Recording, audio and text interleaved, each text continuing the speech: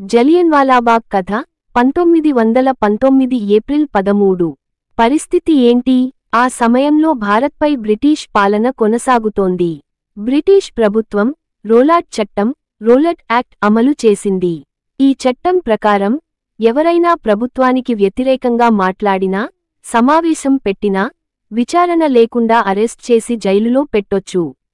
ఇది ప్రజలకు చాలా అన్యాయం అనిపించింది. ప్రజలు శాంతియుతంగా నిరసన ప్రదర్శనలు చేస్తున్నారు.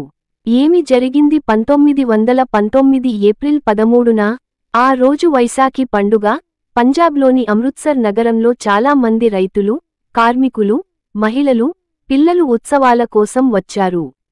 జలియన్వాలాబాగ్ అనే చిన్న పార్కులో వేలమంది ఒకచోట చేరి రోలాట్ చట్టానికి వ్యతిరేకంగా శాంతియుత సభ, పండుగ కార్యక్రమం.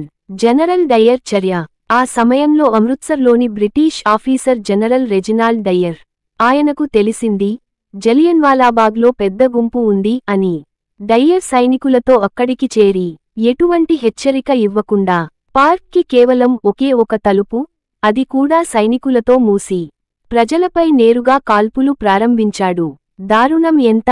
అధికారిక బ్రిటిష్ రికార్డు 379 మంది చనిపోయారు, 1200 మంది గాయపడ్డారు. భారతీయుల అంచనా 1000 మందికి పైగా ప్రాణాలు కోల్పోయారు.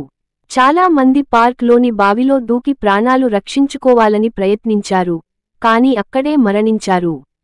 ప్రభావం. ఈ సంఘటనతో భారత స్వాతంత్ర ఉద్యమం మరింత ఉధృతమైంది.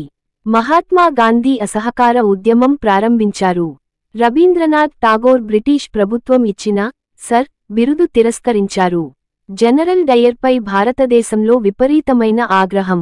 నేటి జలియన్వాలాబాగ్. ఇప్పుడు ఇది ఒక స్మారక స్థలం, మ్యూజియం, గోడలపై బుల్లెట్ మార్కులు, బావి గా ఉంది. ప్రతి ఏప్రిల్ 13న ఇక్కడ బలి అయిన వారిని స్మరిస్తారు. పిల్లలకు చెప్పే సారాంశం. జలియన్వాలాబాగ్ మనకు స్వేచ్ఛ ఉచితంగా రాలేదని గుర్తు చేస్తుంది. మన స్వాతంత్ర్యం కోసం వేలాది మంది ప్రాణాలు అర్పించారు. ఈ రోజు మనం ప్రశాంతంగా జీవించడం వారి త్యాగాల వలన మాత్రమే.